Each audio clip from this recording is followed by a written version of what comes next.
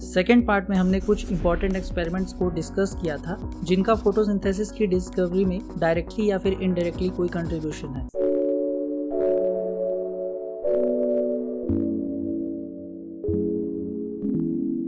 तो चलिए अब हम आगे बढ़ते हैं और आज हम लाइट की बात करेंगे, क्योंकि फोटोसिंथेसिस में लाइट बहुत इंपॉर्टेंट रोल प्ले करता है। क्या आपको पता है कि लाइट के दो नेचर होते हैं? वेव थ्योरी के अनुसार लाइट एक इलेक्ट्रोमैग्नेटिक रेडिएशन का पार्ट है। ये रेडिएशन किसी मैग्नेटिकली या इलेक्ट्रोमैग्नेटिकली चार्ज बॉडी से उत्पन्न या फिर प्रोड्यूस होती है, इसलिए इन तरंगों या वेव्स को इलेक्ट्रोमैग्नेटिक रेडिएशन कहा जाता है। अगर हम किसी भी लाइट सोर्स की बात करें तो सबसे पहले उसमें पार्टिकल नेचर होता है, इसलिए हम तक पहुंचने वाली किसी भी लाइट सोर्स में बहुत सारे पार्टिकल्स होते हैं जिन्हें फोटॉन्स कहा जाता है। और अब लाइट के दूसरे नेचर की बात करते हैं जो कि है वेव नेचर। वेव नेचर का मतलब है कि कोई भी लाइट अलग अलग वेवलेंथ के रेडिएशन से मिलकर बनी होती है। अब आप सोच रहे होंगे कि ये वेवलेंथ क्या होता है। तो अगर हम एक वाइट लाइट को किसी प्रिज्म से पास करें तो हम पाएंगे कि वो अपने अलग अलग वेवलेंथ में डिवाइड हो जाती है या फिर वो अपने अलग अलग कलर्स में डिवाइड हो जाती है। तो किसी भी रेडिएशन में जो अप और डाउन पाए जाते हैं उन्हें क्रेस्ट और ट्रफ कहते हैं, और किसी भी दो क्रेस्ट या ट्रफ के बीच की जो दूरी होती है उसे हम वेवलेंथ कहते हैं। जब भी हम किसी ऑब्जेक्ट को देखते हैं तो वो ऑब्जेक्ट हमें उसी कलर का दिखाई देता है जिस कलर को वो अपने सरफेस से रिफ्लेक्ट करता है। एग्जाम्पल के लिए जब हम एक ग्रीन लीफ को देखते हैं तो उसका कलर हमें ग्रीन इसलिए दिखाई देता है क्योंकि उसके सरफेस पे सनलाइट से सारे कलर्स पड़ते हैं, लेकिन ग्रीन कलर को वो अपने सरफेस से रिफ्लेक्ट कर देता है, जिसकी वजह से वो लीफ हमें ग्रीन कलर का दिखाई देता है। जैसा कि यहाँ आप देख सकते हैं कि यहाँ पर वेवलेंथ इंक्रीज होने पर रेडिएशन की एनर्जी डिक्रीज हो रही है। तो अगर वेवलेंथ की इंक्रीजिंग ऑर्डर में देखें तो सबसे पहले रेडियो वेव, फिर microwave, infrared, visible light, ultraviolet, X-ray और गामा रे आते हैं। फोटोसिंथेसिस के लिए लाइट की 3 प्रॉपर्टीज जानना जरूरी है: वेवलेंथ, फ्रीक्वेंसी और एनर्जी। फोटोसिंथेसिस के लिए हमें सिर्फ विजिबल लाइट को जानने की ज़रूरत है, और ये जो विजिबल लाइट है वो यूवी रे और इंफ्रारेड के बीच में प्रेजेंट होता है। ये 400 नैनोमीटर से 700 नैनोमीटर के बीच में होता है। अब हम एक नया टर्म देखते हैं, PAR, photosynthetically active radiation. PAR ये लाइट की वो अमाउंट होती है जो फोटोसिंथेसिस के लिए अवेलेबल होती है या जिसे फोटोसिंथेसिस के लिए ऑर्गेनिजम्स यूज़ करते हैं। अगर ग्रीन प्लांट्स की बात करें तो ये 400 नैनोमीटर से 700 नैनोमीटर के रेंज में होता है। वहीं अगर ब्लू ग्रीन एल्गी की बात करें तो यहाँ पे 300 नैनोमीटर से 700 नैनोमीटर के वेवलेंथ के लाइट को यूज़ किया जाता है। अब आप ये तो जान गए होंगे कि पत्तियों का रंग ग्रीन क्यों होता है, लेकिन इसका एक और भी कारण है कि इनके अंदर क्लोरोप्लास्ट होता है, जिसे डायरेक्टली आँखों से नहीं लेकिन माइक्रोस्कोप की सहायता से देखा जा सकता है। अब आपको ये भी पता होना चाहिए कि क्लोरोप्लास्ट आखिर आता कहाँ से है। तो अब हम देखेंगे एंडोसिम्बायोटिक थ्योरी। इस थ्योरी का कॉन्सेप्ट बॉटनिस्ट कॉन्स्टेंटाइन मेशकोव्स्की ने दिया था, जिसका साइंटिफिक एविडेंस बाद में लाइन मार्गुलिस ने दिया।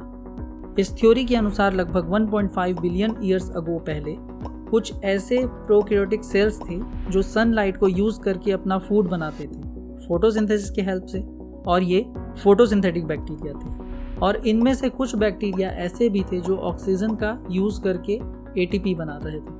कुछ सेल्स जो साइज में बड़े थे, यूकैरियोटिक सेल्स थे, उन सेल्स ने इन छोटे सेल्स को एनगल्फ कर लिया, मतलब अपने अंदर ले लिया। उनमें से कुछ सेल्स की डेथ हो गई और कुछ सर्वाइव कर गए। जो सर्वाइव कर गए उन्हें सिम्बायोन्ट्स कहा जाता है। कंक्लूजन ये है कि जो बैक्टीरिया ऑक्सीजन का यूज़ करके ATP बना रहे थे, बाद में ये माइटोकॉन्ड्रिया में कन्वर्ट हो गए, और जो बैक्टीरिया सनलाइट का यूज़ करके ग्लूकोज बना रहे थे वो क्लोरोप्लास्ट में कन्वर्ट हो गए। इसलिए प्लांट्स के लीफ के जो सेल्स होते हैं उनमें क्लोरोप्लास्ट प्रेजेंट होता है, जिसकी वजह से फोटोसिंथेसिस प्रोसेस पॉसिबल हो पाती है। तो अब हम क्लोरोप्लास्ट के स्ट्रक्चर को देखने जा रहे हैं। हम देखेंगे कि इनमें कौन से ऐसे कंपोनेंट्स हैं जो फोटोसिंथेसिस में पार्टिसिपेट करते हैं। इसके बाहरी लेयर को आउटर मेम्ब्रेन कहते हैं और अंदर की तरफ एक लेयर होती है जिसे इनर मेम्ब्रेन कहते हैं। और इन दोनों लेयर के बीच में जो स्पेस पाया जाता है उसे इंटरमेम्ब्रेन स्पेस कहते हैं। क्लोरोप्लास्ट के अंदर एक लिक्विड सब्सटेंस होता है जिसे स्ट्रोमा कहा जाता है। स्ट्रोमा एक फ्लूइड होता है जिसमें डिफरेंट एंजाइम्स पाए जाते हैं जैसे कि plastid DNA, RNA, ribosomes etcetera. Stroma के अंदर एक मेम्ब्रेन वाली स्ट्रक्चर होती है जिसे थाइलेकॉइड कहते हैं। इस डिस्क को ग्रेनम भी कहते हैं, लेकिन जब इस तरह के बहुत सारे डिस्क एक साथ अरेंज होते हैं तो उसे हम ग्रेना कहते हैं। बहुत सारे ग्रेना आपस में इंटरग्रेनल लैमेली से जुड़े होते हैं। थाइलेकॉइड के मेम्ब्रेन को फ्रेट मेम्ब्रेन कहते हैं क्योंकि इसमें एनर्जी ट्रांसमिशन का एक मैकेनिज्म पाया जाता है जिसे FRET fluorescence resonance energy transmission mechanism कहते हैं। थाइलेकॉइड की मेम्ब्रेन पे बहुत सारे तरह के ग्रेन्युलर स्ट्रक्चर पाए जाते हैं। इन ग्रेन्यूल्स को क्वांटोसोम कहा जाता है। क्वांटोसोम सोलार एनर्जी को कैप्चर करने का काम करता है।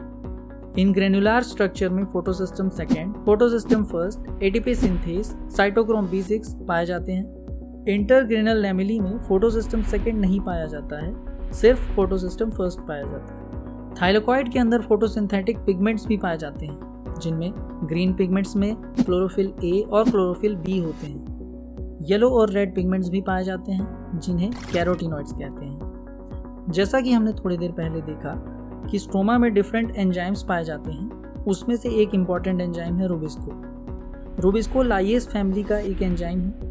इसमें कार्बोक्सी डिसम्यूटेज एक्टिविटी पाई जाती है और इसके सबस्ट्रेट का नाम है राइबुलोज 1,5 बिसफॉस्फेट। अब हम इसकी एक्टिविटी देख लेते हैं। कार्बोक्सी डिसम्यूटेज, यहाँ कार्बोक्सी का मतलब है कि रूबिस्को सबसे पहले अपने सबस्ट्रेट पर कार्बोक्सी ग्रुप को 5th कार्बन पर ऐड करता है और डिस का मतलब है कि ये इस कार्बोक्सी ग्रुप को फिर क्लीव कर देता है और लास्ट में म्यूटेज एक्टिविटी जिसमें ये इसी कार्बोक्सी ग्रुप को राइबुलोज 1,5 बिसफॉस्फेट के 3rd कार्बन पर ऐड करता है। राइबुलोज एंजाइम 2 रोल प्ले करता है जिसमें एक है कार्बोक्सिलेशन और दूसरा है ऑक्सीजनेशन। एक इम्पॉर्टेंट बात, रूबिस्को के पास सिर्फ एक एक्टिव साइट होती है, तो कार्बोक्सिलेशन या फिर ऑक्सीजनेशन ये दोनों एक्टिविटी इस एक्टिव साइट पे ही होती है।